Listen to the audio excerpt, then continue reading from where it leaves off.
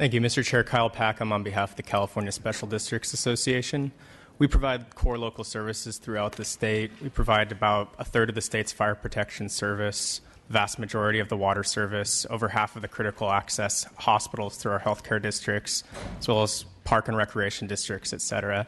I think that one of the things that maybe hasn't been talked a lot today, and I'll try to stick to a couple of comments on those things, is the context in which Proposition 13 was passed compared to the context today. And when Proposition 13 was passed, there was a multi-billion-dollar state surplus at the time. And obviously, you hear a lot about the senior citizens that were being taxed out of homes and this sort of a thing. Well, today, we don't have a multi-billion-dollar state surplus. And when Proposition 13 passed, it resulted in a 60% reduction in local revenues. And of course, the state was then pressured into backfilling a large portion of that revenue with that state surplus. And I think that was on the voters' mind to a large degree in how they looked at government funding, generally speaking. Obviously, in the 90s, with the ERAF shift, much of the money that was backfilled to the locals has been returned back to the state.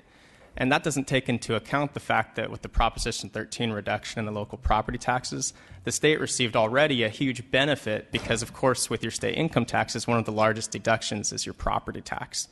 So there's a lot of revenue here that's been taken out of the local funding for the core local services, such as those that our members provide. Just since 1992, $9 billion for special districts has been shifted through ERAF, over $500 million in 2012-2013 alone.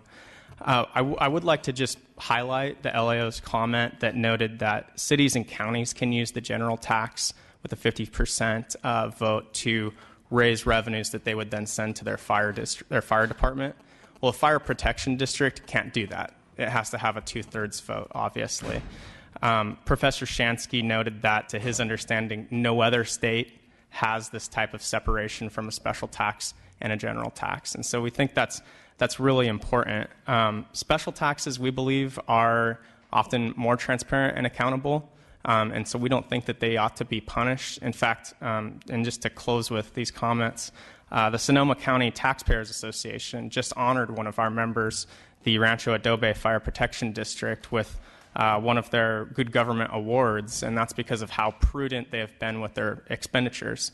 And the Sonoma County Taxpayers Association actually they endorsed Rancho Adobe's special tax on the ballot in 2012. Well, that measure unfortunately failed with 62.8% of the vote, similar to your LA County example.